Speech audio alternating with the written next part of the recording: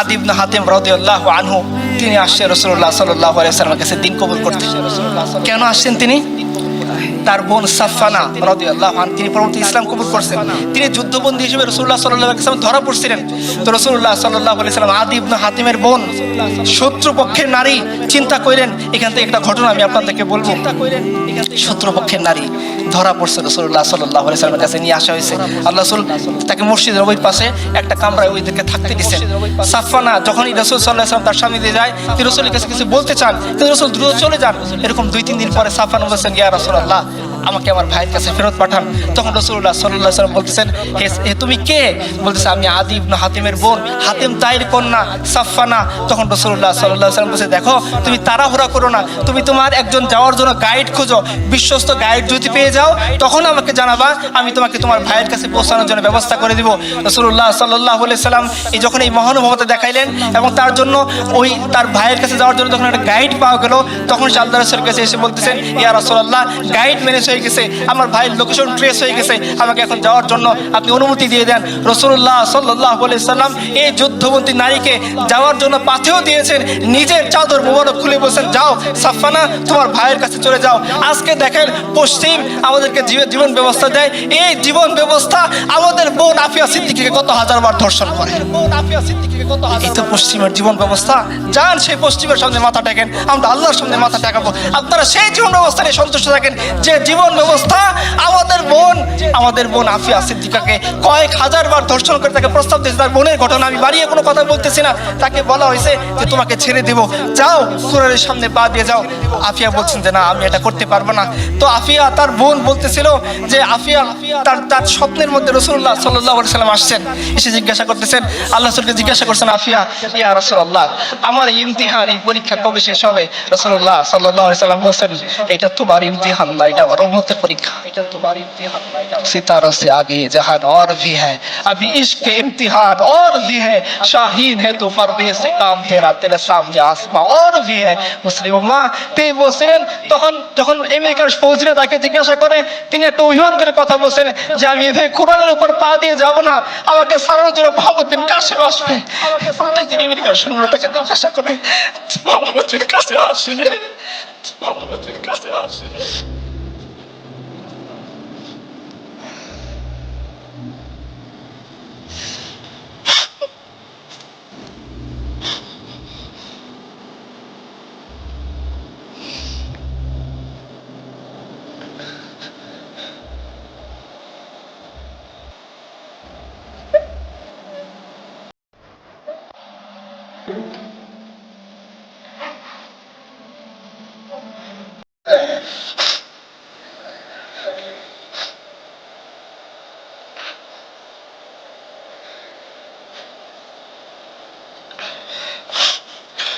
রাসূলুল্লাহ সাল্লাল্লাহু আলাইহি ওয়াসাল্লাম সাফানাকে ফিরিয়ে দিয়েছেন।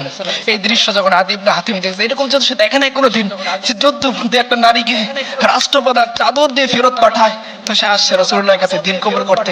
রাসূলুল্লাহ সাল্লাল্লাহু আলাইহি ওয়াসাল্লাম বলেছে, আদি তুমি ইসলামের দরিদ্র হালত দেখে বুঝি দিন কবুল করতেছো না?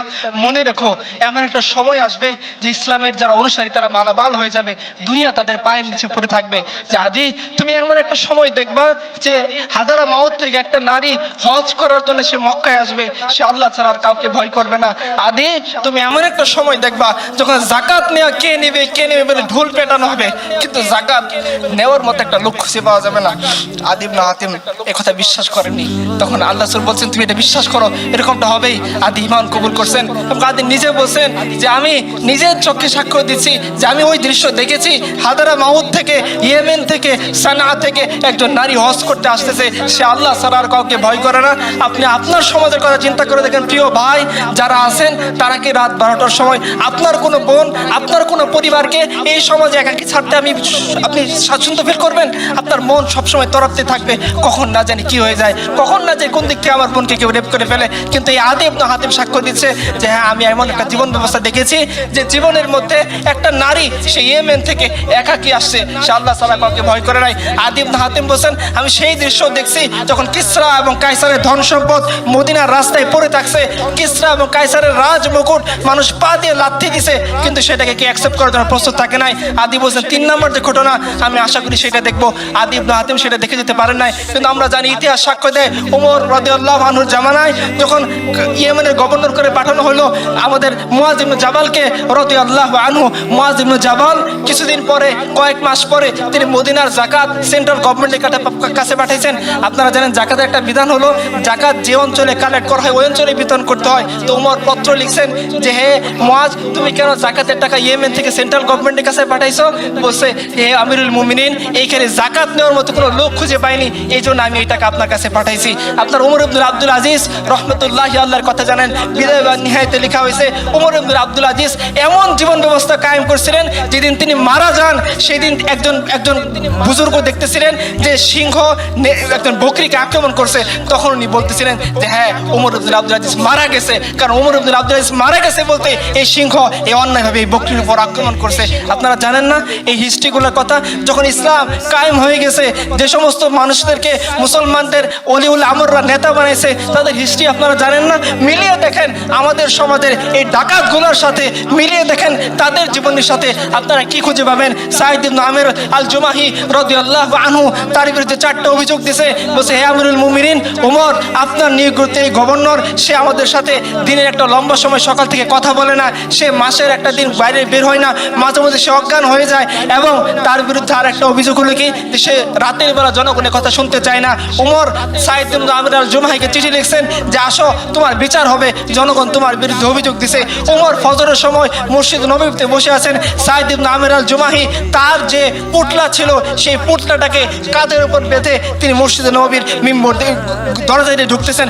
ওমর বলতেছেন আমার চোখকে ধোঁকা খাইতেছে, এই কে সাঈদ ইবনে আমির আল জুমাহি যে হিমসের গভর্নর, তার বাহন কোথায়, তার সে রাজকীয় ভাব কোথায়? সাঈদ ইবনে আমির আল জুমাহি ওমরের সামনে হাজিরা দিয়ে বলতেছেন হে আমিরুল মুমিনিন, যে বাহন আপনি দিয়েছেন সেটা রাষ্ট্রীয় কাজের জন্য, সরকারি কাজের জন্য, এখন বেসরকারি হিসেবে আমাকে তলব করেছেন।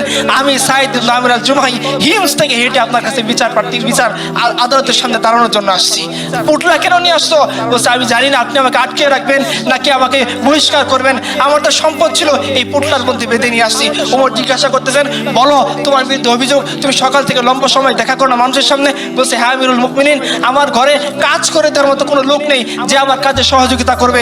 সকাল থেকে ফজরের পরে ইশরাক করার পর কিছু সময় আমি সারাদিনের রান্না বান্না যা আছে সব কিছু নিজে করি, এরপরে বের হই, এই জন্য তারা আমাকে দেখার জন্য সময় মিলাইতে পারে না। বলছে মাসে একদিন লেট করে আসো, জুমার জন্য লেট হয়। বলছে হ্যাঁ আমিরুল মুমিনিন, আমার একটা মাত্র কাপড়, এই কাপড়কে মাসের একটা দিন আমি ধুই, যেদিন ধুই শুকাইতে দেরি হয়, এই জন্য বের হইতে দেরি হয়। বলছে রাতের বেলা কেন মানুষকে সাক্ষাৎ দিতে চাও না? বলছে হে আমিরুল মুমিনিন, দিনের বেলা আপনার যে দায়িত্ব সেটা আমি পালন করি, আর রাতটুকু আমি আমার রবকে দেই। বলছে হ্যাঁ তুমি যে মাঝে মাঝে অজ্ঞান হয়ে যাও, তোমার কি মৃগের রোগী আছে? বলছে না না না, আমার মৃগের রোগ নাই, আমার চোখের সামনে একজন সাহাবীকে মক্কার মুশরিকটা ধরে টুকরা টুকরা করছিল, আর সে মরার সময় বলতেছিল ওয়ালাস্তু উবালিহিনা ওয়াকতালু মুসলিমান আলা আইকি জানবিন কানা লিল্লাহি মাসরাই ওয়া যালিকা ফাইজাত লিল্লাহি ইয়াশা ইউবারিক আলা আওসালি শিলবিল মুমাজ্জাই। আমার চোখের সামনে তাকে টুকরো টুকরা করা হয়েছে, তাকে শরীরের উপর চড়ে দেওয়া হয়েছে, কিন্তু আমি কিছু করতে পারিনি। যখন এই দৃশ্য আমার মনে আসে আমি বেহুশ হয়ে যাই। এই হচ্ছে আমার অবজেকশন। দেখেন আপনারা এই ধরনের রাষ্ট্রপ্রধান চান না ওই ধরনের রাষ্ট্রপ্রধান চান যারা মানুষের উপর জুলুম করে, মানুষের উপর অত্যাচার করে, মানুষের সম্পদ লুণ্ঠন করে, মানুষের জনজীবনকে বিপর্যস্ত করে, নাকি ওরা যারা নিজেদের হাতে সংবিধান প্রণয়ন করে বলে দেয় যে তাদেরকে কখনোই বিচারের কাঠগড়ায় আনা যাবে না?